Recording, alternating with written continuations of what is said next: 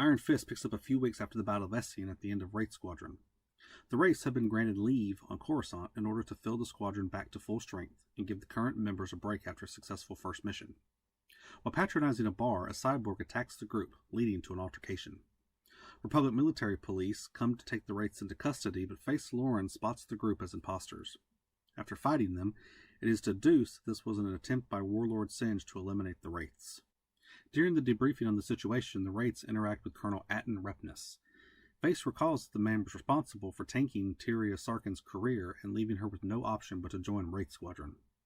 Repness's scheme is to engender himself with struggling academy pilots and offer to improve their scores in exchange for helping him steal equipment to sell on the black market. When Tyria threatened to expose him, he revealed that he had been doctoring her scores from the very beginning and threatened to expose her for extorting him. Face hatches a plan to catch the colonel. We are then introduced to Lara Notzel, a survivor of the implacable destruction who was used by Admiral Apwar Trigget as a sex slave. Or so she claims.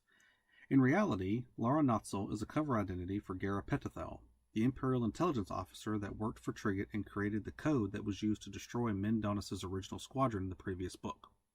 Her plan is to use her position and sympathetic story to gather as much intelligence for Zsinj as possible before fleeing the planet and rejoining him.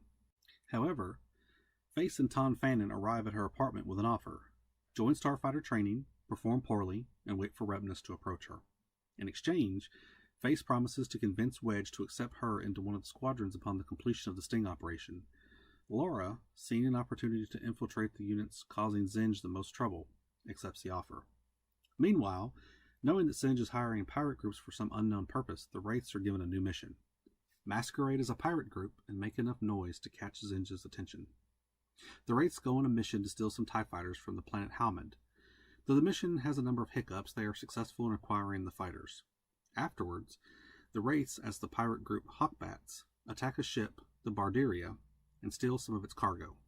While raiding the ship, the Wraiths computer expert Castan Dawn pulled the ship's itinerary. Shortly afterward, they hit the ship once again and steal more cargo. While Wraith Squadron carries out these missions, Laura works her way into Repness' training program. At the appropriate time, Repness makes her an offer similar to that which he offered Tyria. Unknown to him, she has converted a device used to ensure no one can listen in on their conversation to actually record the conversation. She sets up the recording to be sent to Republic intelligence, revealing the Colonel's black market scheme. Afterwards, she was transferred to Rogue Squadron, just as it was transferred to the Mon Ramonda commanded by General Han Solo. In order to maintain the illusion that Wraith Squadron is still stationed on the Mon Ramonda, the Wraiths accompany Rogue Squadron on a mission to Lavasar. The goal of the mission is to feign a failed raid and then approach the planetary governor to show that it had been set up by Zsinj to be a target for the New Republic, hoping to gain the governor's support. It is during this mission that Laura sees how Zsinj has set up the planet and decides to abandon her loyalties to Zsinj and the Empire. She will now just be Laura and fight for the New Republic. During a mission on Halmond, Ton Fannin is shot down and Face Lorik lands to find his friend. After searching the jungles of Halmond, he finds Fannin seriously injured. The two of them traverse the jungle trying to get back to Face's TIE fighter, but Fannin is unable to survive the journey and dies. Face is devastated by the loss, but has to shift gears upon arriving back at Wraith space. Warlord Zsinj has been intrigued by the Hawkbat's proficiency and has invited them to Iron Fist. They've succeeded in getting the Warlord's attention.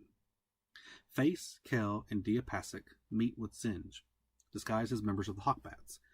Over dinner with Zsinj, the Warlord lays out his proposition. He intends to steal a high-value shipment and wants the Hawkbats, along with a number of other pirate groups, to fly cover for the theft. The location and nature of the target are kept secret, but information on what to expect is provided.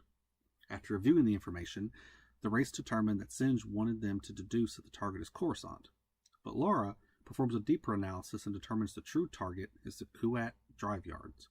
Zsinj intends on stealing another Super Star Destroyer. Shala, a member of Wraith Squadron, joins an infiltration team and inserts at KDY. They take over the ship, called Razor's Kiss, and begin maneuvering it to a point where they can jump to hyperspace. While in the process of piloting the ship, Shala manages to insert a locator program into the ship, which will alert the New Republic of the ship's location at a later point. The Hawkbats successfully defend the ship and allow for its escape. The tracking program activates, and Han Solo's battle group jumps to destroy the ship before it is fully functional. Solo's group arrives in system, and Zsinj attempts to make a hasty exit. The Wraiths attack the Razor's Kiss along with Rogue, Nova, and Polearm Squadron. The ship, not yet fully functional, is no match for the combined might of the 4 squadrons plus Solo's battle group, flagged by the Mon Ramonda. Zsinj attempts to use Iron Fist to save the second Superstar Destroyer, but he is unable to prevent the ship from being compromised. He retreats to hyperspace as the Razor's Kiss breaks up and is destroyed. In the aftermath of the battle, Solo's battle group is moved to Coruscant for some rest and retrofit. Zsinj orders a reclamation crew to collect every last piece of Razor's Kiss left behind after the battle. There is still a lot of fight left between Zsinj and Solo. Iron Fist is a fun, action-packed book. The narrative is tight and focused. There are plenty of surprises, Alston's trademark humor, and great character development. It serves as a great middle entry in the Wraith Squadron trilogy and sets up the final book well. The hunt for Zsinj continues in Solo Command.